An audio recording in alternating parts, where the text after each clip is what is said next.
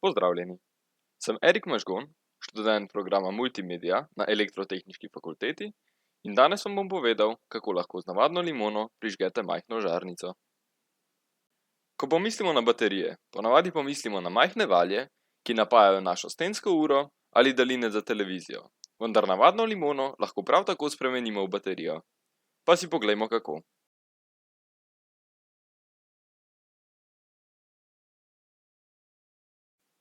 Za današnji eksperiment bomo potrebovali bakreno žico, pocinkane žeblje, žice, da vse skupaj povežemo, led žarnico in seveda našo limono. Vendar preden začnemo eksperimentirati, si najprej poglejmo, kako delujejo baterije.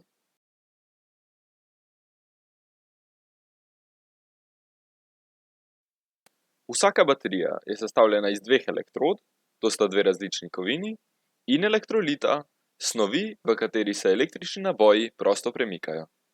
V našem primeru sta kovini cink in baker, elektrolit pa je limonin sok. Ker baker rad sprejema elektrone, je naša katoda, cink, ki pa elektrone rad oddaja, je naša anoda. Vendar če obe kovini radi sprejemata in oddajata, zakaj bi potem sploh potrebovali limono? Ko elektroni po žici potujejo od cinka proti bakru, se cink raztaplja v elektrolit, v našem primeru limonin sok. Brez limoninega soka se cink ne bi mogel raztapljati in tok ne bi stekel. Temu procesu pravimo oksidacija. Hkrati se dva pozitivno nabita vodikova iona iz raztopine združita z negativnimi elektroni, ki so prišli na površino bakrene ploščice, in nastane uravnovešen vodikov plin, ki elektrolit zapusti. Temu procesu rečemo redukcija. Zdaj vidimo, da je limonin sok ključnega pomena v procesu oksidacije in redukcije. Zdaj pa si poglejmo, kako sestaviti našo malo baterijo.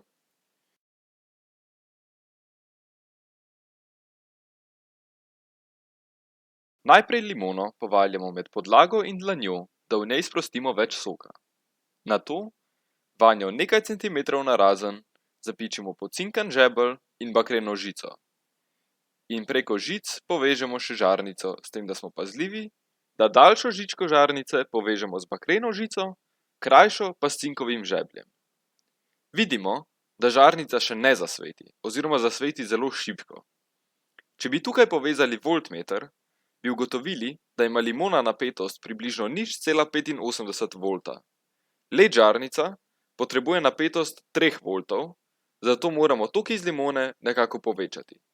Pa si poglejmo različne načine, kako lahko to storimo.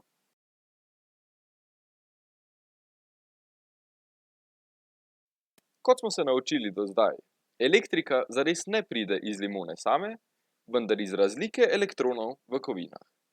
Da povečamo količino električnega toka, ki priteče skozi limono, lahko naredimo dve stvari. Ali povečamo število limon s posameznimi ploščicami cinka in bakra, ali pa v eno limono zapičimo več ploščic. Če v limono zapičimo 3 pare vsake ploščice, dobimo približno 3-krat več toka. Vendar moramo paziti, da so ploščice dovolj narazen, kar pri manjših limonah lahko hitro postane problem. Zato je najboljša kar kombinacija obojega. Da naša žarnica polno zasveti, moramo tako zaporedno povezati 4 limone z enim parom ploščic ali pa 2 limoni z 2 paroma ploščic. Kaj pa, če bi uporabili kakšno drugo stvar za naš elektrolit?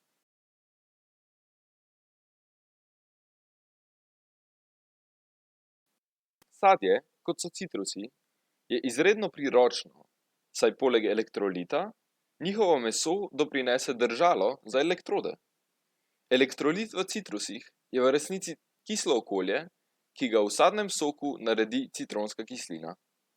Podobno deluje tudi krompir, le da njegova kislost pride iz fosforjeve kisline. Če krompir pokuhamo za približno 8 minut, se električni tok še poveča. Uporabili bi lahko tudi običajen kis, vendar bi potem morali elektrode nekako suspendirati v tekočini. V televizijski oddaji Head Rush so uporabili celo kislo zelje. Poskus je bil zanimiv tudi zaradi tega, ker so kot elektrodo uporabili pločevinko, v kateri se je zelje nahajalo. All I need is an LCD clock with no batteries, a few cables, and a piece of copper. A penny should do the trick. First, I open up the can of sauerkraut. Then, I clip one of the cables to the can and stick the other one with the penny attached to it into the sauerkraut. Now all I have to do is put the other two ends of the cables onto the battery connections in the clock. But will the sauerkraut circuit work? And if so, how? Through the miracle of science, this can of sauerkraut is about to become a clock. I connect the two ends of the cables onto the battery connections in the clock.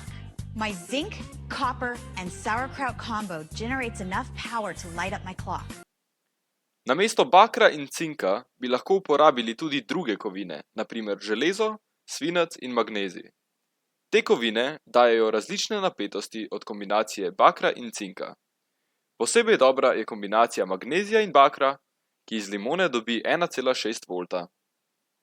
Vendar, kaj pa če želimo napajati kaj večjega kot samo majhno LED žarnico?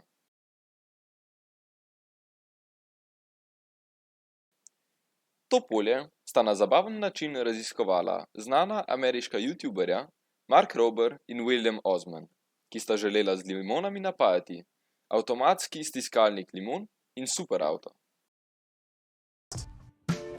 It's Volkswagen's carbon fiber dual engine, faster than a Formula One electric supercar, for the upcoming infamous 12.5-mile Pikes Peak race to the top of a really high mountain in Colorado. Po nekaj dneh napajanja sta ugotovila, da je 1200 limon proizvedlo le toliko energije, kot jo proizvede ena AA baterija. Kot vidimo, limonske baterije v resničnem svetu nimajo prave uporabe, vendar so odličen eksperiment za boljše razumevanje elektrike in kemije. Upam, da ste se danes naučili kaj novega in boste eksperiment v varnem okolju poskusili doma. Če se boste za to odločili, limon po uporabi v eksperimentu ne uživajte, saj so v njih, kot smo se naučili, raztopljene kovine. Hvala za vašo pozornost in lep pozdrav!